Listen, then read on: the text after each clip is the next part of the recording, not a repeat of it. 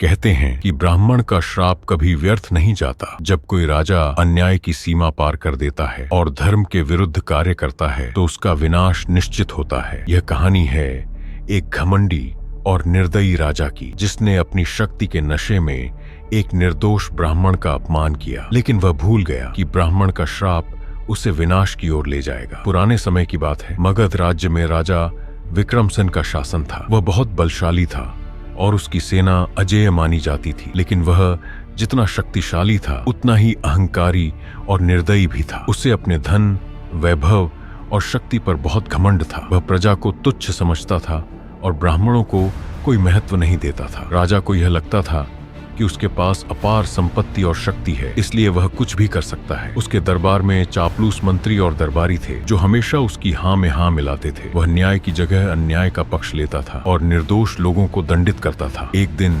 एक महात्मा ब्राह्मण राजा के दरबार में पहुंचा। वह एक ज्ञानी और साधु प्रवृत्ति का व्यक्ति था। उसके चेहरे पर तेज था और आंखों में सच्चाई झलक रही थी। उसने राजा से कहा, राजन, आप प्रजा पर अत्याचार कर रहे हैं। न्याय करना राजा का कर्तव्य होता है, लेकिन आप अपनी शक्ति का दुरुपयोग कर रहे हैं। अहंकार और अन्याय का परिणाम विनाश ही होता है। राजा विक्रमसेन को यह सुनकर क्रोध आ गया। उसने गुस्से में कहा, अरे ब्राह्मण, तुम मुझे उपदेश देने आए हो? मैं इस राज्य का स्वामी हूँ। मैं जो चाहूँ कर सकता हूँ। मेरी शक्ति के सामने तुम्हारी चेतावनी कुछ भी नहीं है। अगर तुम्हें अपने जीवन की परवाह है तो यहाँ से चले जाओ। लेकिन ब्राह्मण शांत खड़ा रहा और बोला, राजन, मैं यहाँ तुम्हें सचेत करने आया हूँ। अगर तुमने अपने अन्यायपूर्ण मार्ग को नहीं छोड़ा तो तुम्हारा विनाश निश्चित है। यह सुनकर राजा ने गुस्से में आदेश दिया कि ब्राह्मण को दरबार से बाहर निकाल दिया जाए। सैनिकों ने ब्राह्मण को घसीटकर बाहर फेंक दिया, लेकिन जाते जाते ब्राह्मण ने राजा को श्राप दे दिया। हे राजा, तुम्हारा अहंकार तुम्हें विनाश की ओर ले जाएगा। जैसे बंजर भूमि में बीज नहीं उगते, वैसे ही अन्यायी राजा का वंश भी नष्ट हो जाता है। तुम अपनी शक्ति के नशे में अंधे हो गए हो, लेकिन तुम्हारा अंत निकट है। जब तुम्हें अपनी गलती का एहसास होगा तब पछतावे के सिवाय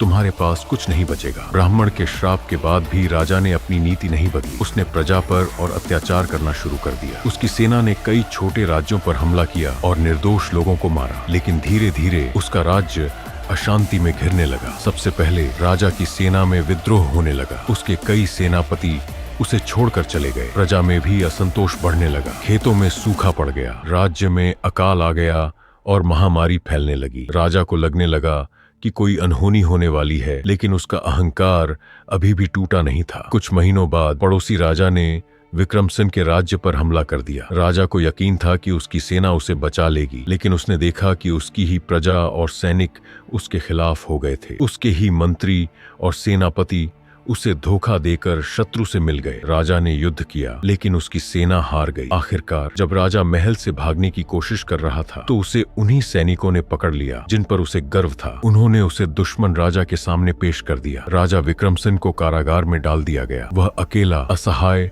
और लाचार था। उसे एहसास हुआ कि यह सब ब्राह्मण के श्राप के कारण हुआ है। उसने बहुत प्रायश्चित किया, लेकिन अब बहुत देर हो चुकी थी। कुछ दिनों बाद कारागार में ही उसकी मृत्यु हो गई। राजा विक्रमसेन का पतन उसके अहंकार, अन्याय और अधर्म के कारण हुआ। ब्राह्मण के श्राप ने उसे यह सिखाया कि धर्म और न्याय से बड़ा कुछ नहीं होता। शक्ति और वैभव क्षणिक होते हैं, लेकिन अच्छे कर्म और विनम्रता ही सच्ची संपत्ति होती है। इस कहानी से हमें यह शिक्षा मिलती है कि अहंकार और अन्याय का अंत निश्चित होता है। जब भी कोई व्यक्ति या शासक अन्याय करता है तो उसका पतन अवश्यंभावी होता है। इसलिए हमेशा धर्म और सत्य के मार्ग पर चलना चाहिए। अहंकार विनाश की ओर ले जाता है और विनम्रता सच्ची महानता की ओर। कहानियों की दुनिया में आज की यात्रा यहीं समाप्त होती है, लेकिन हर अंत एक नई शुरुआत की ओर इशारा करता है। अगर आपको यह कहानी पसंद आई तो इसे लाइक करें, कमेंट में अपनी राय बताएं और चैनल कहानियों की दुनिया को सब्सक्राइब करना न भूलें। नई और रोमांचक कहानियों की दुनिया में सबसे पहले प्रवेश करने के लिए बेल आइकन जरूर दबाएं। फिर मिलेंगे